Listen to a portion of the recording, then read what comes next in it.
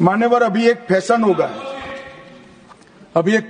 है, आम्बेडकर आम्बेडकर आम्बेडकर आम्बेडकर आम्बेडकर आम्बेडकर। इतना नाम अगर भगवान का लेते तो 7 जन्मों तक स्वर्ग मिल जाता। अच्छी बात है ना? सुनिए तो।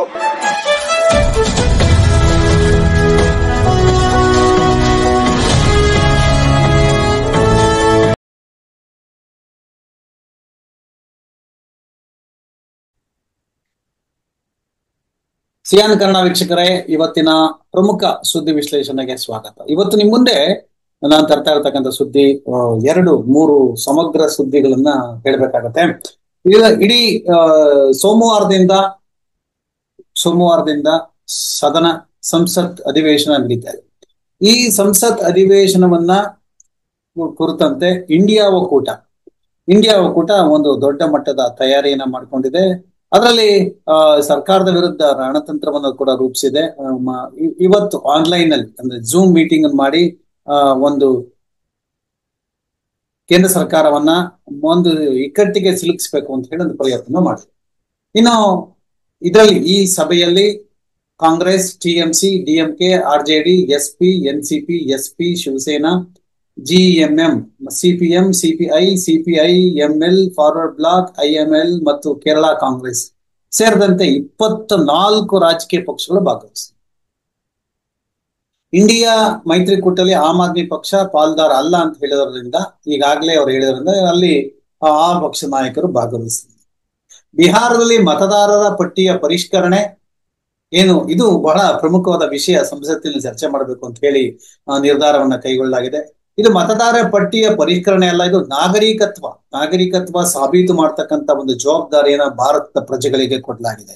ಇದು ಕೊಟ್ಟಿರ್ತಕ್ಕಂಥದ್ದು ಯಾರು ಅಂತಂದ್ರೆ ನರೇಂದ್ರ ಮೋದಿ ಸರ್ಕಾರ. ಸೊ ಈ ಒಂದು ಸರ್ಕಾರದ ಒಂದು ನಡೆಯನ್ನ ಇಲ್ಲಿ ಖಂಡಿಸದೆ ಹೋದ್ರೆ ಇದನ್ನ ಇಡೀ ಭಾರತಾದ್ಯಂತ ವಿಸ್ತರಿಸೋದಕ್ಕೆ ಚುನಾವಣಾ ಆಯೋಗ ಅನ್ನೋ ಮೋದಿ ಏಜೆಂಟ್ ಈ ಒಂದು ಸಮೀಕ್ಷೆನ ಮಾಡೋದಕ್ಕೆ ಮುಂದಾಗ್ತದೆ.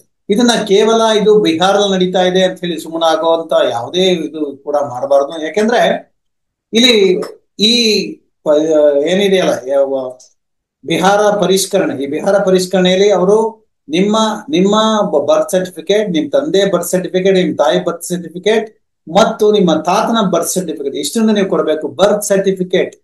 ಸೊ ನಿಮ್ಗೆ ಇದು ಸಿಗಕ್ ಸಾಧ್ಯವೇ ಇಲ್ಲ. ಯಾಕೆ ಸಾಧ್ಯ ಇಲ್ಲ ಅಂತಂದ್ರೆ birth certificate, SSLC marks card ಇಂಥವ್ರು ಇದ್ರೆ ಕೆಲವೊಂದು ಕೊಡ್ಬೋದು. ಆದ್ರೆ ಏನೂ ಓದಿಲ್ಲದೆ ಇರ್ತಕ್ಕಂಥವ್ರಿಗೆ ಹೇಗೆ ನೀವು ಕೊಡ್ತೀರಾ ಆ ಮಾರ್ಕ್ಸ್ ಕಾರ್ಡ್ ಅನ್ನ? ಸೊ ಇಂತಹ ಸಾಕಷ್ಟು ಸಮಸ್ಯೆಗಳು ಅಲ್ಲಿದ್ದಾವೆ.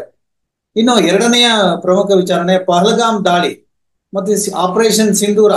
ಇದನ್ನ ಪ್ರಮುಖ ವಿಷಯಗಳನ್ನಾಗಿ ಚರ್ಚೆ ಮಾಡಬೇಕು ಒಂದು ಸಂಸತ್ತಿನಲ್ಲಿ ಅಂತ ಕೂಡ ಹೇಳ್ತಾರೆ.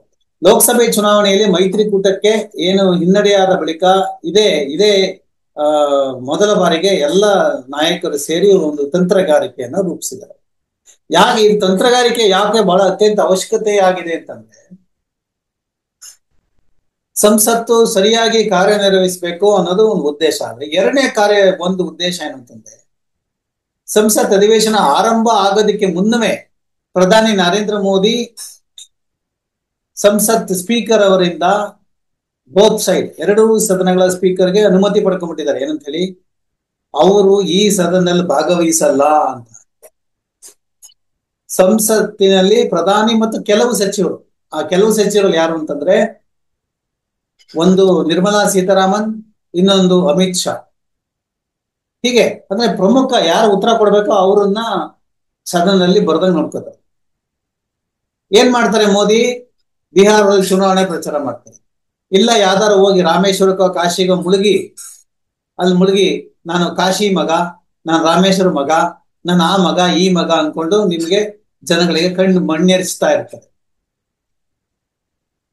ಇಲ್ಲ ಅಂದ್ರೆ ಯಾವ್ದಾರು ಒಂದು ದೇಶಕ್ಕೆ ಹೋಗಿ ಇಂಗ್ಲೆಂಡ್ಗೋ, ಬಹುಶಃ ಇಂಗ್ಲೆಂಡ್ ಪ್ರವಾಸ ಕೂಡ ಇದೆ ಇವ್ರಿಗೆ. ಈಗ ಇಂಗ್ಲೆಂಡ್ ಪ್ರವಾಸ ಅತಿ ಹೆಚ್ಚು ಪ್ರವಾಸ ಮಾಡ್ಬೇಕು ಇವರು ಪ್ರವಾಸ ಇಲ್ದೇ ಇರೋ ಟೈಮಲ್ಲಿ ಸೆಷನ್ ಮಾಡ್ಬೋದು. ಆದ್ರೆ ಇವರು ಸೆಷನ್ ಮಾಡೋದು ಮತ್ತೆ ಪ್ರವಾಸ ಮಾಡೋದು ಎರಡನ್ನೂ ಒಟ್ಟಿಗೆ ಮಾಡ್ಕೋತಾರೆ. ಯಾಕಂದ್ರೆ ನಾನು ಸಂಸತ್ತಲ್ಲಿ ಮಾತಾಡೋ ಜವಾಬ್ದಾರಿ ನನಗಿಲ್ಲ. ನಾನೇನಾದ್ರು ಕಲರ್ ಬಟ್ಟೆ ಹಾಕೋತೀನಿ, ಕಲರ್ ಡ್ರೆಸ್ ಹಾಕೊಂಡು ಕಲರ್ ದೇಶಗಳಿಗೆ ಹೋಗಿ ಕಲರ್ ಜನ ಭೇಟಿ ಆಗ್ಬತ್ತೀನಿ ಅನ್ನೋದು ಅಷ್ಟೇ ಮೋದಿ ಗೊತ್ತಿರುತ್ತೆ. ಸೊ ಇವ್ರ ಹಿಂದೆ ಸೂತ್ರ ಹೆಣಿತಾ ಇರ್ತಕ್ಕಂಥವ್ರು, ಇವ್ರ ಹಿಂದೆ ಸೂತ್ರ ಮಾಡ್ತಕ್ಕಂಥವ್ರು ಇದನ್ನ ಈಗ ಪ್ರಶ್ನೆ ಮಾಡ್ತಾ ಇದ್ದಾರೆ. ಏನು ಎರಡನೇ ಮುಖ್ಯವಾದಂದ್ರೆ ಪ್ರಮುಖ ವಿಷಯಗಳಲ್ಲಿ ಲೋಕಸಭಾ ಮೈತ್ರಿಯಲ್ಲಿ ಏನು ಚರ್ಚೆ ಮಾಡಿದ್ರು, ಇದು ಬಹಳ ಮುಖ್ಯವಾಗಿ ಗಮನಿಸಬೇಕಾಗುತ್ತೆ ಅಂತ ಕೂಡ ಹೇಳ್ತಾರೆ. ಸಂಸತ್ತು ಕಾರ್ಯನಿರ್ವಹಿಸುತ್ತೆ, ಪಹಲ್ಗಾಮ್ ದಾಳಿ ಕದನ ವಿರಾಮ ಕುರಿತಂತೆ ಏನು ಅಮೆರಿಕದ ಡೊನಾಲ್ಡ್ ಟ್ರಂಪ್ ಇವತ್ತು ಕೂಡ ಹೇಳಿದ್ದಾರೆ. ಡೊನಾಲ್ಡ್ ಟ್ರಂಪ್ ಮೇಲಿಂದ ಮೇಲೆ ಹೇಳಿಕೆ ಸುಮಾರು 24 ಬಾರಿ ಹೇಳಿಕೆ ಕೊಟ್ಟಿದ್ದಾರೆ. ಇವತ್ತು 5 ಯುದ್ಧ ವಿಮಾನಗಳು ಬಿದ್ದಿದ್ದಾವೆ ಅಂತ ಹೇಳಿದ್ದಾರೆ. ಆದ್ರೆ ಭಾರತದ ಪಾಕಿಸ್ತಾನದ ಅಂತ ಹೇಳಿಲ್ಲ. ಈಗಾಗಲೇ ಭಾರತದ CDS ಚೀಫ್ ಡಿಫೆನ್ಸ್ ಸೆಕ್ರೆಟರಿ ಮತ್ತು ಭಾರತದ ಪೈಲಟ್ಗಳು, ಭಾರತದ ವಾಯುದಳದ ಪ್ರಮುಖ ಮಿಲಿಟರಿ ಅಧಿಕಾರಿಗಳು ಹೇಳಿದ್ದಾರೆ ನಮ್ಮ ವಿಮಾನಗಳು ನಷ್ಟ ಆಗಿದ್ದಾವೆ. ಅದಕ್ಕೆ ಕಾರಣ ಏನಂತಂದ್ರೆ ಸರ್ಕಾರದೇ ಕಾರಣ, ಸರ್ಕಾರದ ನೀತಿಗಳು, ಸರ್ಕಾರ ನಿರ್ಧಾರಗಳು ನಮ್ಮ ಈ ಒಂದು ವಿಮಾನಗಳನ್ನ ಕಳ್ಕೊಳ್ಳೋದಕ್ಕೆ ಕಾರಣ ಅಂತ ಹೇಳಿ ಬಹಿರಂಗವಾಗಿ ಹೇಳಿದ್ದಾರೆ. ಇದನ್ನು ಕೂಡ ಉತ್ತರ ಕೊಡ್ಬೇಕಾಗತ್ತೆ ಸರ್ಕಾರ.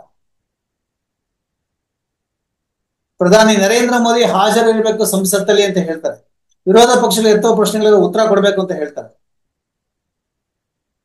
ಪಹಲ್ಗಾಮ್ ದಾಳಿ ಕುರಿತಂತೆ ಡೊನಾಲ್ಡ್ ಟ್ರಂಪ್ ಹೇಳಿಕೆ ಕೊಡ್ತಾರೆ, ಅದ್ರ ಬಗ್ಗೆ ಉತ್ತರ ಕೊಡಬೇಕು ಅಂತ ಹೇಳ್ತಾರೆ.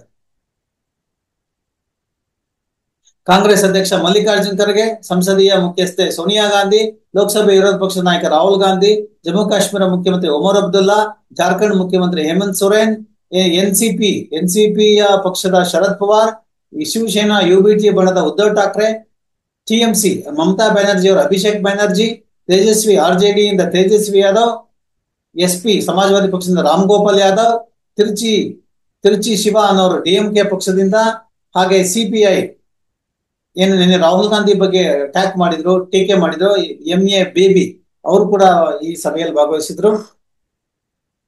ಹಾಗೆ CPIM ದೀಪಾಂಕರ್ ಭಟ್ಟಾಚಾರ್ಯ ಅವರು ಕೂಡ ಈ ಭಾಗವಹಿಸಿದ್ರು. ಸಾಕಷ್ಟು ಜನ ದತ್ತರ 124 ಪಾರ್ಟಿಯ ಜನ ಇಲ್ಲಿ ಭಾಗವಹಿಸಿದ್ರು. ಸೊ ಎಲ್ಲರಿಗೂ ಕೂಡ ಮಾತನಾಡಕ್ಕೆ ಅವಕಾಶ ಆಯ್ತು, ಒಂದು ತಂತ್ರಗಾರಿಕೆಯನ್ನು ರೂಪಿಸಿದ್ರು.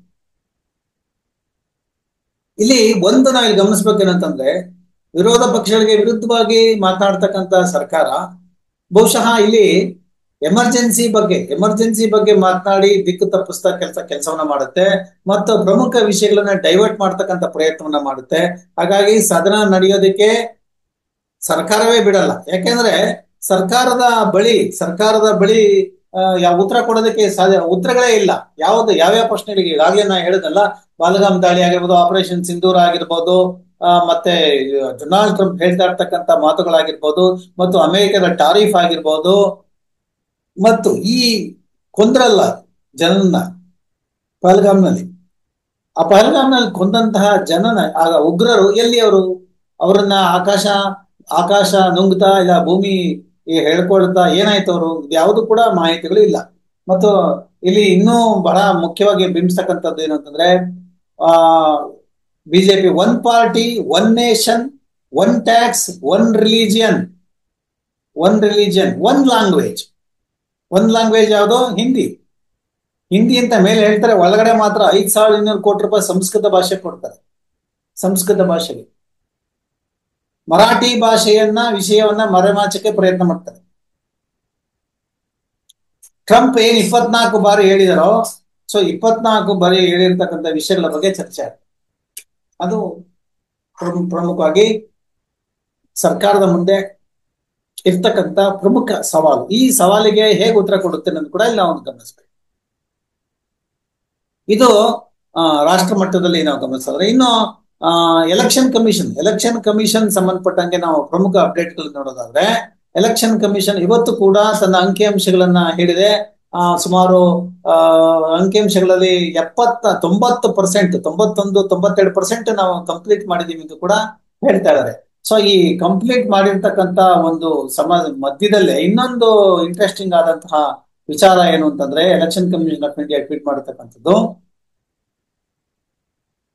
ಏನ್ ಹೇಳ್ತಾರೆ ಅವರು, ಎಲೆಕ್ಷನ್ ಕಮಿಷನ್ ಎಲೆಕ್ಷನ್ ಕಮಿಷನ್ ಅಲ್ಲಿ ಪ್ರಮುಖವಾಗಿ ಇರ್ತಕ್ಕಂಥ ವಿಚಾರ ಏನು ಅಂತಂದ್ರೆ ಅವ್ರು ಹೇಳ್ತಾರೆ 95%, 90 ಅಂತ ಹೇಳಿದೆ, ಸಾರಿ, 95.92 ಅಂದ್ರೆ ಹತ್ತತ್ರ 90 ದಿನ, 6 ದಿನ ಆಗ್ಬೇಕು. 6 ದಿನ ಆದ ನಂತರ ಇಲ್ಲಿ ಇನ್ನೂ ಹೆಚ್ಚಿನ ಮಾಹಿತಿಗಳು ಸಿಗ್ತವೆ ಅಂತ ಹೇಳ್ತಾರೆ. ಮತ್ತೆ ಕ್ಯಾಂಪೇನ್ ಕೂಡ ಮಾಡ್ತಾ ಇದೀವಿ ಅಂತ ಹೇಳ್ತಾರೆ. BLO ಪೊಲಿಟಿಕಲ್ ಪಾರ್ಟೀಸ್, BLOಗಳು political parties, PLAs are engage in finding such all missed voters. ನೋಡಿ ಇಲ್ಲಿ ಒಂದು ಮಿಸ್ಡ್ ವೋಟರ್ಸ್ ಯಾರ ಹೊತ್ತಲ್ಲಿ ಹುಡುಕ್ತಾ ಇದಾರೆ ಅಂತ ಕೂಡ ಹೇಳ್ತಾರೆ. ಸೊ ಇದರಲ್ಲಿ ಅವರು ಭಾಗವಹಿಸಿದ್ದಾರೆ ಅಂತ ಕೂಡ ಹೇಳ್ತಾರೆ. ಒಟ್ಟಾರೆ ನಮಗಿಲ್ಲಿ ಗಮನಿಸತಕ್ಕಂಥದ್ದು BLO ಫಾರ್ಮ್ ದಿಯಾ ನಾ ಕೋಯಿ ಡಾಕ್ಯುಮೆಂಟ್ ಲಿಯಾ ಅವ್ರ ಖುದ್ ಫಾರ್ಮ್ ಫಿಲ್ ಹೋಗಯ. ಅಂದ್ರೆ BLOಗಳು ಯಾರಿಗೂ ಫಾರಂ ಕೊಡ್ಲಿಲ್ಲ, ಯಾರ ಕೈಲೂ ಫಿಲ್ ಅಪ್ ಮಾಡಿಸ್ಲಿಲ್ಲ, ಯಾರ ಕೈಲೂ ಸೈನ್ ತಗೊಳ್ಳ, ಆದ್ರೆ ಎಲ್ಲವೂ ಕೂಡ ಆಗೋಗಿದೆ. ಜನರಿಗೆ ಮೆಸೇಜ್ ಬರ್ತದೆ, ये सब क्या देखना पड़ा रहा है, क्या ऐसा भी होता है ಅಂತ ಜನ ಬಿಹಾರದಲ್ಲಿ ಬರೀತಾ ಇದ್ದಾರೆ. ಸೊ ಇನ್ನು ಎಷ್ಟೆಷ್ಟು ಬರೀತಾರೆ, ಏನ್ ಬರೆದ್ರು ಎಲ್ಲವೂ ಕೂಡ ಇಲ್ಲಿ ಟೇಕನ್ ಫಾರ್ ಗ್ರಾಂಟೆಡ್. ಸೊ ಇಬ್ರು ಈ ಇಡೀ ದೇಶವನ್ನ ಆಟ ಆಡಿಸ್ತಾ ಇದಾರೆ. ಸೊ ಈ ಆಟ ಆಡಿಸ್ತಾ ಇರ್ತಕ್ಕಂಥ ವಿಷಯಕ್ಕೆ ಹೆಚ್ಚು ಗಮನವನ್ನ ಕೊಡ್ತಾರೆ. ಇದನ್ನು ಕೂಡ ಜನ ಪ್ರಶ್ನೆ ಮಾಡೋದನ್ನ ನಿಲ್ಸಿದ್ದಾರೆ. ಈ ಪ್ರಶ್ನೆ ಮಾಡಿ ಯಾಕೆ ನಿಲ್ಸಿದ್ದಾರೆ ಅಂದ್ರೆ ಜನರಿಗೆ ಹೆಚ್ಚು ಟಾರ್ಗೆಟ್ ನ ಕೊಡ್ತಾರೆ ಜನಕ್ಕೆ. ಅಂದ್ರೆ ಹೆಚ್ಚು ಟ್ಯಾಕ್ಸ್ ಕಟ್ಟಬೇಕು ಜನ. ಹೆಚ್ಚು ಟ್ಯಾಕ್ಸ್ ಕಟ್ಟಬೇಕು ಅಂದ್ರೆ ಹೆಚ್ಚು ಜನ ದುಡಿಬೇಕು. ಜನ ಹೆಚ್ಚು ದುಡಿಬೇಕು ಅಂದ್ರೆ ಯಾರನ್ನು ನೋಡಬಾರ್ದು, ಯಾರನ್ನು ಕೇಳಬಾರ್ದು, ಯಾರನ್ನು ಮಾತಾಡಿಸಬಾರ್ದು. ಸೊ ಈ ದೇಶದಲ್ಲಿ ನಡೀತಕ್ಕಂಥ ಅವ್ಯವಹಾರ, ಅನಾಚಾರಗಳನ್ನ ಕೂಡ ಕೇಳಲ್ಲ. ಸೊ ಕೇಳದೇ ಇರೋಂಥ ಸ್ಥಿತಿಗೆ ಇವರು ತರ್ತಾರೆ. ಇದು ಪ್ರಮುಖ ಒಂದು ದೊಡ್ಡ ಗಮನಿಸತಕ್ಕಂಥದ್ದು. ಇನ್ನು ಬಿಹಾರ ಚುನಾವಣೆ ಸಂಬಂಧಪಟ್ಟಂಗೆ ಇನ್ನೊಂದು ಅಪ್ಡೇಟ್ ಕೂಡ ಬಂದಿದೆ. 12,000 ಮತದಾನ ಸೆಂಟರ್ಗಳನ್ನ ಇವರು ಓಪನ್ ಮಾಡ್ತಾ ಇದ್ದಾರೆ ಬಿಹಾರ ಸರ್ಕಾರ. ಚುನಾವಣಾ ಆಯೋಗ ಕೇಳಿದಕ್ಕೆ ನಾವು ಏನು ಇದುವರೆಗೂ 77,895 ಮತದಾನ ಕೇಂದ್ರಗಳಿದ್ದು ಅವುಗಳನ್ನ 12,817 ಕೇಂದ್ರಗಳನ್ನ ನಾವು ವಾಪಸ್ ರಚಿಸಿದೀವಿ. ಒಟ್ಟಾರೆ 90,000 ಅಂದ್ರೆ 77 ಇದನ್ನ 90,712 ಮತದಾನ ಕೇಂದ್ರಗಳಿಗೆ ಇದನ್ನ ಆಯ್ಕೆ ಹೆಚ್ಚರಿಸಿದೆ, ಅಂದ್ರೆ ಹೆಚ್ಚಳ ಮಾಡ್ಕೊಂಡಿದೆ. ಅಂದ್ರೆ ಯಾವ ಬೇಸಿಸ್ ಮೇಲೆ ಇವ್ರು ಮಾಡ್ತಾರೆ? ಸೊ ಯಾವ ಬೇಸಿಸ್ ಮೇಲೆ ಮತದಾನ ಕೇಂದ್ರಗಳನ್ನ ಜಾಸ್ತಿ ಮಾಡ್ತಾರೆ? ಸೊ ಒಂದು ಸ್ಪಷ್ಟ ಆಗ್ತಾ ಇದೆ ವೀಕ್ಷಕರೇ, ಯಾರು ಏನೇ ಆಗ್ಲಿ, 6-3 ಆಗ್ಲಿ 3-6 ಆಗ್ಲಿ, ಬಿಜೆಪಿ ಮೈತ್ರಿನೇ ಗೆಲ್ಬೇಕು.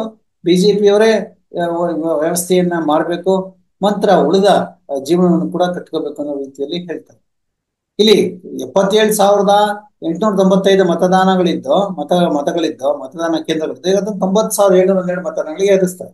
ಹೊಸ ಮತದಾನ ಕೇಂದ್ರಗಳು ಈಗಿರ್ತಕ್ಕಂಥ ಕೇಂದ್ರಗಳಲ್ಲಿ ಅಥವಾ ಅದರ ಆಸುಪಾಸಲ್ಲೇ ಇರ್ತವೆ. ಜಿಲ್ಲೆವಾರು ಪಟ್ಟಿಯನ್ನ ರಾಜಕೀಯ ಪಕ್ಷಗಳೊಂದಿಗೆ ಹಂಚಿಕೊಳ್ಳಲಾಗಿದೆ ಅಂತ ಕೂಡ ಹೇಳ್ತಾರೆ. ಬಿಹಾರದಲ್ಲಿ ಜರುಗತಕ್ಕಂಥ ವಿಧಾನಸಭಾ ಚುನಾವಣೆಯಲ್ಲಿ ಚುನಾವಣಾ ಆಯೋಗ ವಿಶೇಷ ತೀವ್ರ ಪರಿಷ್ಕರಣೆ ಏನು SIR ಜೂನ್ 25ನೇ ತಾರೀಕು ರಚಿಸಿತ್ತು. ಅದರ ಒಂದು ವರದಿಯಲ್ಲಿ ಒಂದು ಮತದಾನ ಕೇಂದ್ರದಲ್ಲಿ 1,200ಕ್ಕೂ ಅಧಿಕ ಮತದಾನ ಇರಬಾರದು ಅಂತ ಕೂಡ ಹೇಳಲಾಗಿದೆ. ಅಂದ್ರೆ ಅದಕ್ಕಿಂತ ಜಾಸ್ತಿ ಮತದಾನ ಇರತಕ್ಕಂಥದ್ದು ನೋಡಬಹುದು. ಜುಲೈ 25ರೊಳಗೆ ಬಿಹಾರದ ಮತದಾರರ ಪಟ್ಟಿಯನ್ನು ರಚಿಸಲಿಕ್ಕೆ SIR ರಚಿಸಲಾಗಿದ್ದು 95.7.9 ಕೋಟಿ ಮತದಾರರಲ್ಲಿ ಮೃತಪಟ್ಟವರು ಹಾಗೂ ವಿಳಾಸವಿಲ್ಲದ 41.64 ಲಕ್ಷ ಮತದಾರರು ಇಲ್ಲಿ ಪತ್ತೆ ಆಗ್ತಿದ್ದಾರೆ. ಅಂದ್ರೆ ವಿಳಾಸನೇ ಇಲ್ಲ, ಅಡ್ರೆಸ್ ಇಲ್ಲದೆ ಹೋದರು. ಸೊ 41 ಲಕ್ಷ ಜನಕ್ಕೆ ಅಡ್ರೆಸ್ ಇಲ್ಲ ಅಂತಂದ್ರೆ ಲೆಕ್ಕ ಹಾಕೊಳ್ಳಿ. ಹಂಗಾರೆ ಇವರೇ ಎಲ್ಲ ಗೆಲ್ಸಿದ್ದು, ಮೋದಿಯನ್ನ ಗೆಲ್ಸಿದ್ದು. ಸೊ ಈ 41 ಲಕ್ಷ ಜನ ಎಲ್ಲಿ ಮತದಾರರು ಎಲ್ಲಿದ್ದಾರೆ ಇವರು? ಇದನ್ನು ಪತ್ತೆ ಮಾಡಿದವರು ಯಾರು? ಸೊ ಮುಂದಿನ ಅಡ್ರೆಸ್ ಏನ್ ಕತೆ ಏನಿದು? ಸೊ ಈ ರೀತಿಯ ಒಂದು ವ್ಯವಸ್ಥೆ ನೋಡೋದಾದ್ರೆ ಒಂದು ಬಹಳ ಸ್ಪಷ್ಟವಾಗುತ್ತೆ ಏನು ಅಂತಂದ್ರೆ, ನಮ್ಮ ದೇಶದಲ್ಲಿ ಇನ್ನು ಮುಂದೆ ಚುನಾವಣೆ ನಡೆಯೋದೇ ಇಲ್ಲ. ನಡೆದ್ರೆ ಅಲ್ಲಿ ಬಿಜೆಪಿನೇ ಗೆಲ್ಬೇಕು. ಇಲ್ಲ ಅಲ್ವಾ 41 ಲಕ್ಷ ಜನ ವೋಟರ್ಸ್ ನ ಡಿಲೀಟ್ ಮಾಡ್ತಾರೆ, ಇಲ್ಲ 41 ಲಕ್ಷ ಜನ ವೋಟಿನ ಆಡ್ ಮಾಡ್ತಾರೆ. ಸೊ ಇದು ಈಗಿರ್ತಕ್ಕಂಥ ವ್ಯವಸ್ಥೆ. ಈ ವ್ಯವಸ್ಥೆಯಲ್ಲಿ ಎಷ್ಟು ದಿನ ಬದುಕು ನಡೆಯಲ್ಲ ಅನ್ನೋದು ಕೂಡ ಚಿಂತೆ ಮಾಡದೆ ಎಲ್ಲವನ್ನು ಕೂಡ ಈ ದೇಶದಲ್ಲಿ ಎಲ್ಲವನ್ನು ಕೂಡ ನಾವು ಈ ಒಂದು ಜುಲೈ 25ರೊಳಗೆ ಬಿಹಾರದ ಮತದಾರರ ಪಟ್ಟಿಯನ್ನು ರಚಿಸಲಿಕ್ಕೆ SIR ರಚಿಸ್ತಾರೆ. 95.92% ಪೂರ್ಣಗೊಂಡೇ ಇದೆ. 7.9 ಕೋಟಿ ಮತದಾರರಲ್ಲಿ ಮೃತಪಟ್ಟವರ ವಿಳಾಸವಿಲ್ಲದ ಸಂಖ್ಯೆ 41 ಲಕ್ಷ ಮತದಾರರು. ಅಂದ್ರೆ ಹತ್ತತ್ರ ಇನ್ನೂ ಇವರು 2 ಕೋಟಿ ಜನರನ್ನ ಲಿಸ್ಟಿನ್ ತೆಗಿತಕ್ಕಂತ ಗುರಿ ಹೊಂದಿದ್ದಾರೆ. ಸೊ ಯಾರು ಈ ಲಿಸ್ಟಿನ್ ತೆಗಿತಾರೆ ಅಂತಾರೆ, ಯಾರನ್ನ ತೆಗಿತಾರೆ ಅಂದ್ರೆ, ಒಂದು ಅಲ್ಪಸಂಖ್ಯಾತರು, ಹಿಂದುಳಿದವರು, ತುಳಿತಕ್ಕೊಳಗಾದವರು, ಇಂಥ ಜನರನ್ನೇ ಆಯ್ಕೆ ಮಾಡಿ ಅವರನ್ನ ಕೊಲ್ಲುತ್ತೆ. ಜೊತೆಗೆ ಅಲ್ಲಿ ಒಂದು ಬೇರೆ ಭಯದ ವಾತಾವರಣ ಕೂಡ ಇವರು ಒಂದು ವ್ಯವಸ್ಥೆಯನ್ನ ಮಾಡಿ ಹೋಗ್ತಾರೆ. ಸೊ ಇಂಥದ್ದು ಆಗ್ಬಾರ್ದು ಅಂತಂದ್ರೆ, ಸೊ ಇಂಥದ್ದೆಲ್ಲ ಆಗ್ಬಾರ್ದು ಅಂದ್ರೆ ಅಲ್ಲಿ ಮುಕ್ತ ಅವಕಾಶಗಳಿರ್ಬೇಕು. ಈ ಮುಕ್ತ ಅವಕಾಶಗಳು ಅಂದ್ರೆ ಯಾವ ಮಟ್ಟಕ್ಕೆ ತಮ್ಮ ಒಂದು ವ್ಯವಸ್ಥೆಯನ್ನ ಇಡೀ ದೇಶದಲ್ಲಿ ಅಕ್ಷರತೆ, ಸಾಕ್ಷರತೆ, ಆರೋಗ್ಯ, ಶಿಕ್ಷಣ ಎಲ್ಲವನ್ನು ಗಮನ ಕೊಡಬೇಕು. ಸೊ ಆ ನಿಟ್ಟಿನಲ್ಲಿ ಪ್ರಯತ್ನಗಳು ಹೇಗಿರ್ಬೇಕು ಅನ್ನೋದು ಕೂಡ ಇಲ್ಲಿ ಒಂದು ಚರ್ಚೆಯನ್ನ ಮಾಡಿದ್ದಾರೆ. ಸೊ 1200ಕ್ಕೂ ಮತದಾರಕ್ಕೆ ಅಧಿಕ ಮತದಾರರು ಇರಬಾರ್ದು ಅಂತ ಹೇಳಿದ್ಮೇಲೆ, ಸೊ 7.9 ಕೋಟಿ ಮತದಾರರಲ್ಲಿ ಮೃತಪಟ್ಟವರು ವಿಳಾಸವಿಲ್ಲದ 41 ಲಕ್ಷ ಜನ ಇವರೆಲ್ಲ ಎಲ್ಲಿದ್ದಾರೆ ಎಂದು ಕೂಡ ಯಾರು ಹುಡುಕ್ತಾರೆ? ಸೊ ಈ ವಿಳಾಸಗಳನ್ನ ಟ್ಯಾಲಿ ಮಾಡಿದವರು ಯಾರು? ಇವೆಲ್ಲವೂ ಬಹಳ ಪ್ರಶ್ನಾತೀತಗಳು ಮತ್ತು ಹೆಚ್ಚು ಪ್ರಶ್ನೆಗಳನ್ನ ಹುಟ್ಟಾಕ್ತಾರೆ. ಸೊ ಅಂತಿಮವಾಗಿ ಇಲ್ಲಿ ಒಂದು ಮುಖ್ಯವಾದ ವಿಷಯಗಳನ್ನ ಗಮನಿಸಿದ್ರೆ, ಈ ರೀತಿಯ ವ್ಯವಸ್ಥೆ ಅಂತಂದ್ರೆ ಏನು ಮತದಾನಕ್ಕೆ ಕ್ಯೂ ನಿಂತ್ಕೊಳ್ಳೋದಾಗ್ಲಿ ಅಥವಾ ಯಾವುದೂ ಇಲ್ಲದೆ ನೇರವಾಗಿ ಕೆಲವು ಸಮುದಾಯಕ್ಕೆ ಸಂಬಂಧಪಟ್ಟವರು ಕೆಲವರು ಇದನ್ನ ತಗೊಂಡೋಗಿ ಒಂದು ರಕ್ತಸಿಕ್ತ ವ್ಯವಸ್ಥೆಯಲ್ಲೇ ಅದಕ್ಕೊಂದು ಗೌರವ ಸಲ್ಲಿಸ್ತಕ್ಕಂತ ಮತ್ತು ಉಳಿದ ಕೆಲಸಗಳಲ್ಲಿ ನೆರವು ಸಿಗ್ಬೇಕು ಅಂತ ಹೇಳಿ ಪ್ರಯತ್ನಗಳನ್ನು ಕೂಡ ಮಾಡ್ತಾರೆ. ಸೊ ಇದು ಈ ಪ್ರಜಾಪ್ರಭುತ್ವ ಉಳಿಸ್ಕೊಳ್ಳೋದಕ್ಕೆ ನಡೀತಾ ಇರ್ತಕ್ಕಂಥ ಹೋರಾಟ. ಇನ್ನು ಸಾಕಷ್ಟು ವಿಷಯಗಳ ಫೋಕಸ್ ಇದೆ. ಸೊ ಈ ಸದ್ಯಕ್ಕೆ ಈಗ ನಿಮ್ಗೆ ಇಷ್ಟೇ ಫೋಕಸ್ ಇರ್ತಕ್ಕಂಥದ್ದು ಏನಂತಂದ್ರೆ, ಈ ನಮ್ಮ ರಾಜ್ಯದಲ್ಲೇ ಆಗ್ಲಿ ದೇಶದಲ್ಲೇ ಆಗ್ಲಿ ಈ ಮತದಾರರ ಪಟ್ಟಿಯ ಪರಿಷ್ಕರಣೆ ತೀವ್ರಗತಿಯ ಪರಿಶೀಲನೆ ನಿಲ್ಲಿಸದೇ ಇದ್ರೆ, ಸೊ ಆ ರಾಜ್ಯದ ಜನ ಎಲ್ಲವನ್ನು ಕಳ್ಕೊಳ್ತಾರೆ.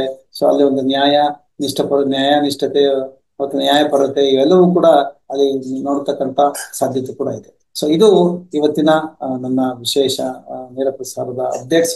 ನಾಳೆ ಮತ್ತೆ ಇನ್ನೊಂದು ಸಾಕಷ್ಟು ಅಪ್ಡೇಟ್ಸ್ ಬರ್ತೀನಿ. ಅಲ್ಲಿವರೆಗೂ ಸಿಯಾನ್ ಕನ್ನಡ ನೋಡ್ತಾರೆ, ಮುಕ್ತ ಪತ್ರಿಕೋದ್ಯಮನ ಬೆಂಬಲಿಸಿ.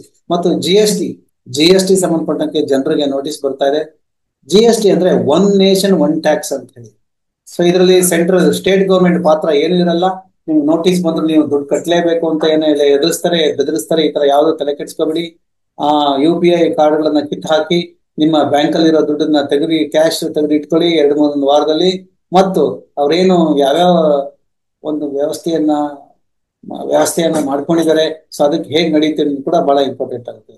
ಸೊ ಇದು ಇವತ್ತಿನ ವಿಶ್ಲೇಷಣೆ. ಇನ್ನೊಂದು ವಿಶ್ಲೇಷಣೆ ಹಾಜರಾಗ್ತೀವಿ. ಅಲ್ಲಿವರೆಗೂ ಸಿಯಾನ್ ಕನ್ನಡ ನೋಡ್ತಾರೆ, ಮುಕ್ತ ಪತ್ರಿಕೋದ್ಯಮನ ಬೆಂಬಲಿಸಿ. ನಮಸ್ಕಾರ.